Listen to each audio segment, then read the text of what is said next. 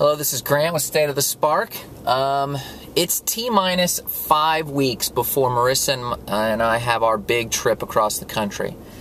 So, I was going to start a video blog about our trip across the country once we actually get going on the road, but I realized that pretty much it's the preparation is as important for those looking to take a gap year or a cross-country trip or time abroad for missions.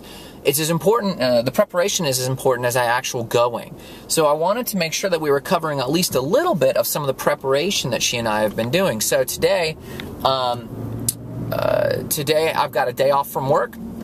And typically everyone's always looking for days off from work, but my question always is, if you want a day off from work, what is it you're going to do with that day off? And that will determine your level of success towards a goal or whatever. So today, that's kind of lesson one, is making sure that we're doing the right stuff. So with our time. So today I'm reading How to Change the World, given to me by Mick Gunderson. Published regarding the founder of the Ashoka Foundation. So far it's a powerful book. I really recommend it, so check it out. And one of the topics it touches on is the citizen sector of the industry, where we're recognizing that the faults of philanthropy are enough to stagnate its progress, just as the faults of business are enough to stagnate business, as we're seeing with the economy right now. And somewhere in the fusion of the two is what Gandhi touched on as well. And the founder of Ashoka, Drayton, alluded to this, saying that Gandhi found, consciously or unconsciously, that the world was developing at such a pace that legislation and rules could no longer guide people as much as ethics could, and there was a demand for new ethics. So that's concept for philanthropy today, that rules and legislation and philanthropy, it's all a big mess really out there.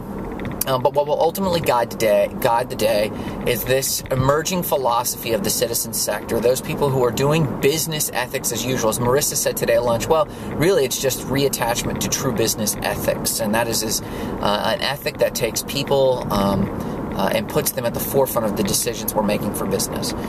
So anyway, it's just an interesting thought. I don't say that I wholesale believe that philosophy or that it's complete, but I definitely encourage you to check the book out, How to Change the World.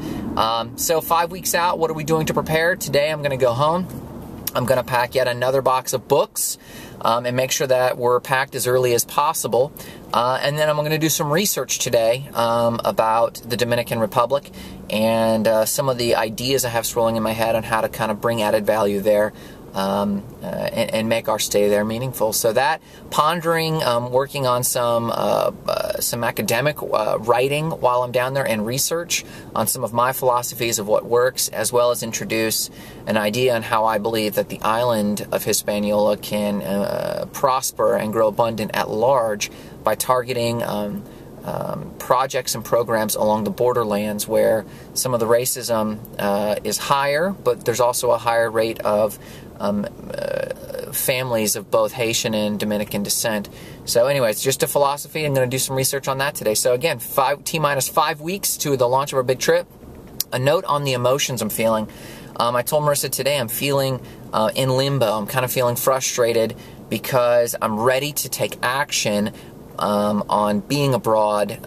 That's my temperament, but there's not much I can do right now other than research and maybe make some connections, picking up the phone and connecting with organizations. So there's a quick overview, talking about what we're doing 5 weeks out, talking about what I'm reading right now, talking about how I'm feeling about a transition. You might also be experiencing those if you're heading towards a gap year or a trip abroad, moving towards the mission field. So there you have it. Bam.